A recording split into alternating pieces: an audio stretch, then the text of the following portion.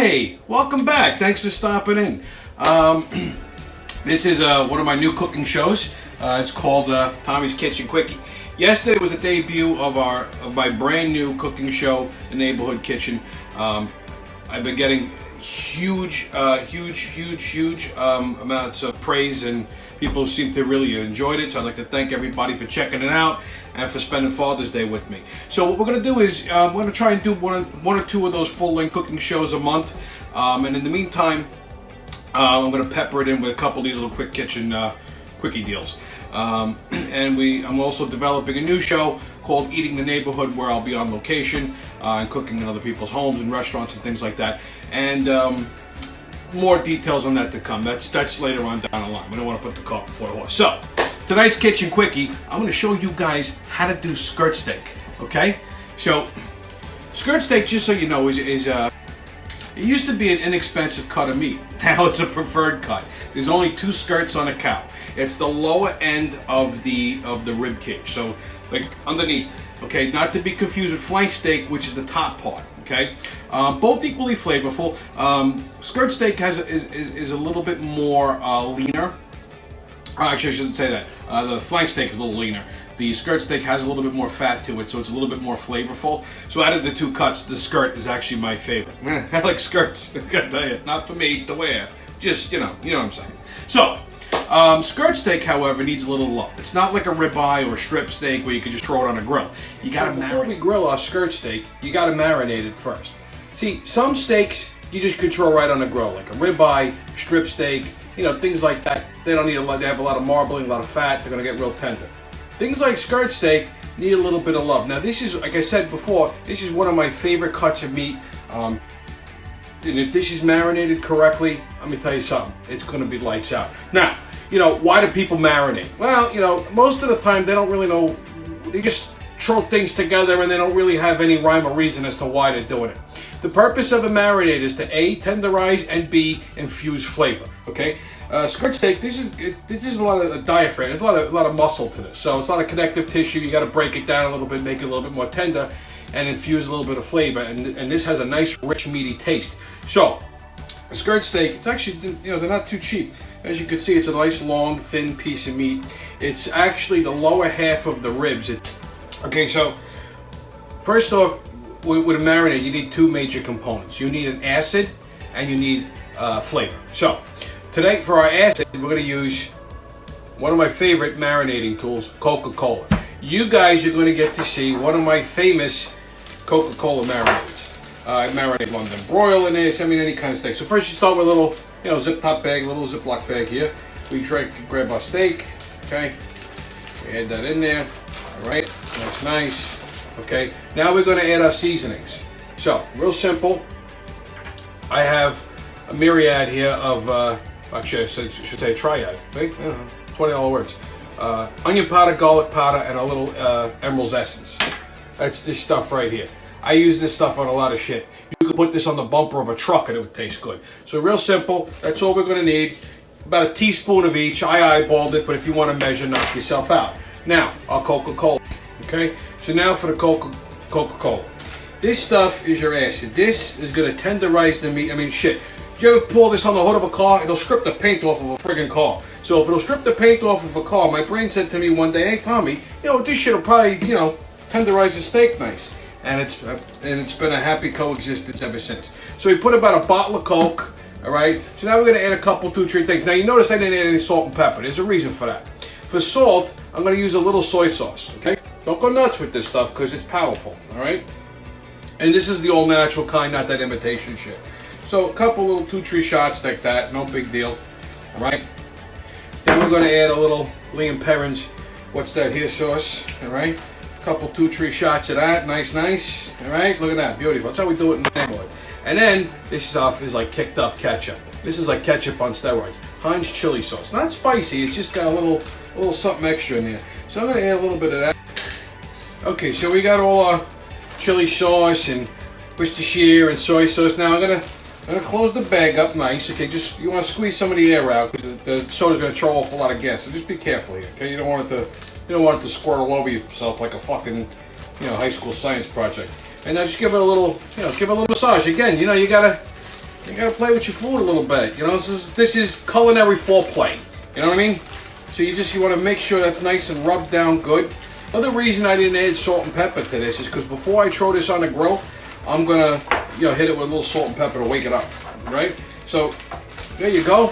You stick this in the fridge overnight, 2-3 days. The longer the better. It's going to tenderize this meat. It's going to make it nice and happy and flavorful. When you grill this thing up, you go feed a family. Or for me, I just make a sandwich. You know. So let's go see how it turns out. And as you can see, here's our finished product. I've had this skirt steak marinating in the fridge for about 2 days or so, so it's nice and happy now. So now, like I said, I didn't add any salt and pepper to the marinade because before I throw this on the grill, I like to hit it with some salt and pepper. Now, a couple things. I see a lot of people make these mistakes and then they wonder why their steaks always turn out overcooked or tough or whatever. First off, before you grill a steak, when you take it out of the fridge, do not throw it right on the grill. You can't put steak on the grill cold because what happens is it tightens up and it gets tough. So what you want to do is just let it get to room temperature. I've had this sitting out for about 20 minutes or so it's at room temp, and that's about the right time to put it on the grill. Now, number 2, when you take a steak out of a marinade, you have to dry it off. If you take it and you put it on the grill wet, it's gonna steam and it's gonna be overcooked. It's gonna be tough. It's gonna be stringy. Listen, sometimes wet's good. Today isn't. Okay, so before we put it on the grill, we're gonna season it. Just salt and pepper. Listen, people go nuts with this shit. They want to season their steak with the Montreal steak seasoning and garlic powder and this, that, and all that kind of shit. Listen, stupidest thing you could do. Because when you put herbs and stuff like that on a steak and then you throw it over direct heat, it burns it and it becomes off-putting. The taste, it's just funky. It's no good.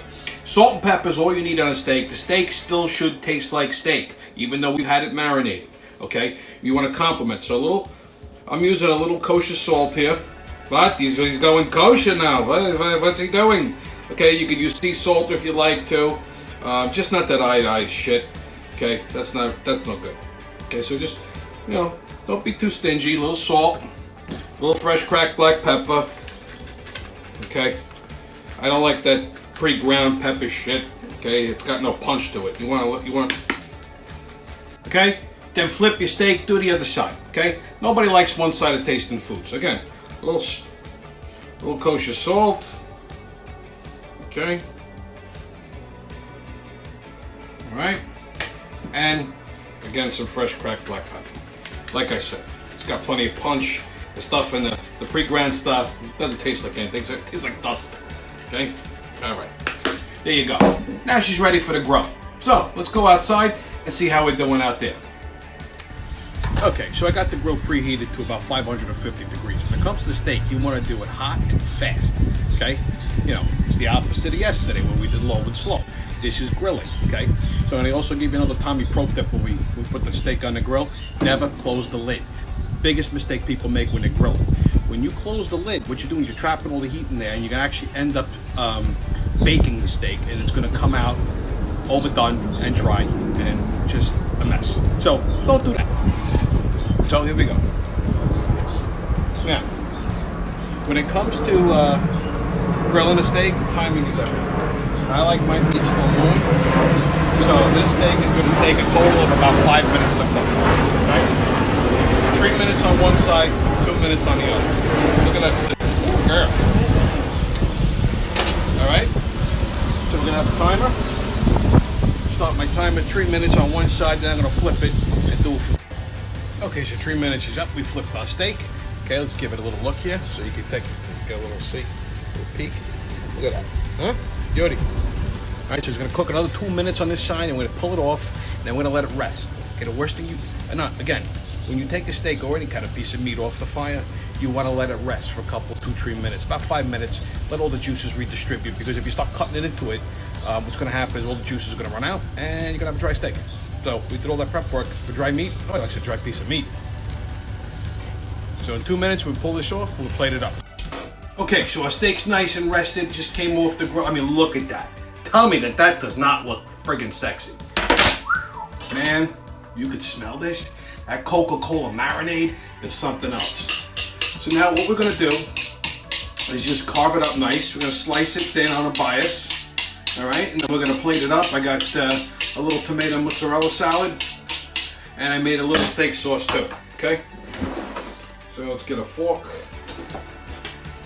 All right, so let's just give it a nice little. Yeah, beautiful. Look at that. Look at that. I mean, that's perfectly cooked right there. Okay, so we're just gonna slice up our steak on a bias. Now you could eat it in one piece if you like. You can keep it sliced. You can make sandwiches. You can make fajitas with this. I mean, skirt steak is just very, very versatile. Okay, and it's actually one of my favorites. Okay, so we got our skirt steak all sliced up. Let's give it a little taste, shall we?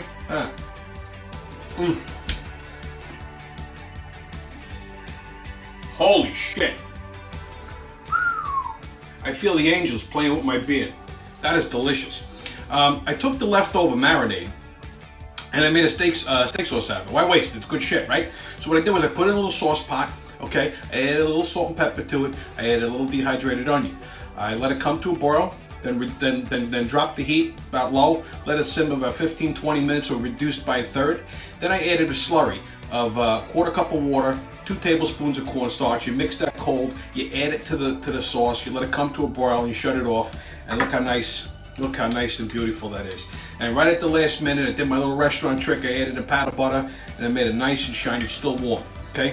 So we're gonna plate up our skirt steak with our steak sauce, and I made some tomato and mozzarella salad. So like I said, I made a little for my tomato mozzarella salad. I made a little orange balsamic vinaigrette. I dressed it real quick. And I plated everything up. Look how beautiful that looks. You gotta eat with your eyes before your mouth, right? You take a little bit of that warm steak sauce like that.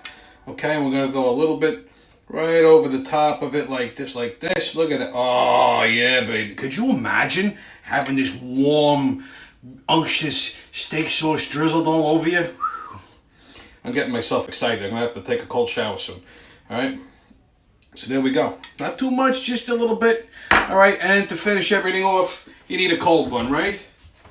And here we go. So yeah, thanks for stopping in and checking out the Kitchen Quickie. Salud. Get out there and eat something. See you when I see you.